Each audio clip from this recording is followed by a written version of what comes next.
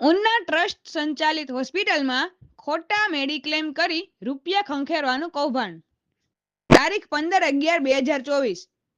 Reporter Farooq કાજી.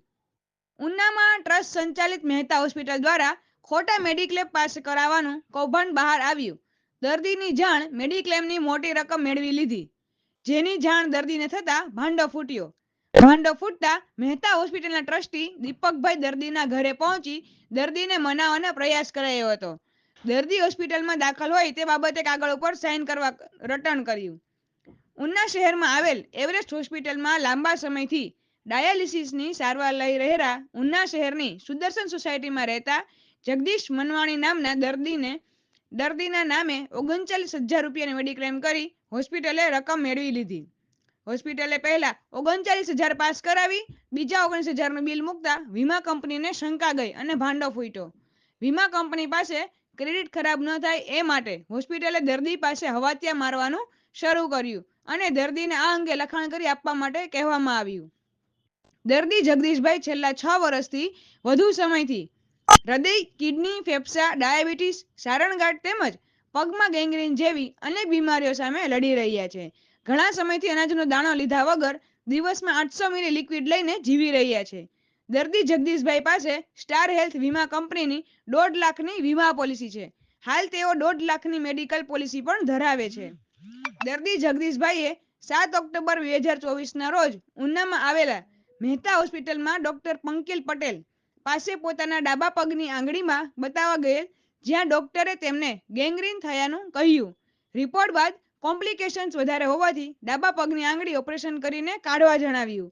દર્દીના જણાવ્યા અનુસાર દર્દીના પગની એક આંગળીનું ઓપરેશન કરી ડ્રેસિંગ કરીને રજા આપી દેવાઈ હતી. થોડા દિવસ બાદ બીજી આંગળીમાં પણ બતાવવા જતા તેનું પણ ઓપરેશન કરવાનું જણાવ્યું.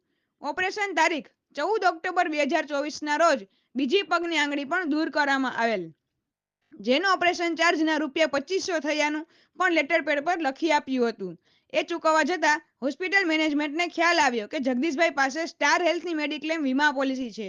આથી તેઓએ જગદીશભાઈ પાસેથી એ વખતે રૂપિયા ન લીધા અને તેમની કાગળો ઉપર સહીઓ કરાવી લઈને એ જ દિવસે હોસ્પિટલથી રજા આપેલ.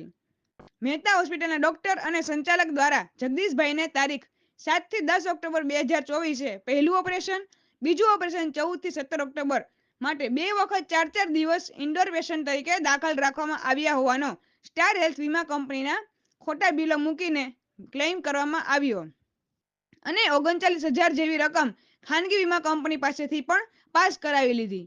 બીજા ઓપરેશનનું બિલ 19,000 સ્ટાર હેલ્થ વીમા કંપનીમાં મૂકતા વીમા કંપનીને શંકા પડતા તેણે જગદીશભાઈ મનવાણીને મોબાઈલ પર મેસેજ કરેલ અને આ મેસેજ જોતા દર્દી જગદીશભાઈને આ મેડિક્લેમ અટકાવી દીધો અને આ અંગે સાથે તેમણે મહેતા હોસ્પિટલમાં ફરિયાદ કરી.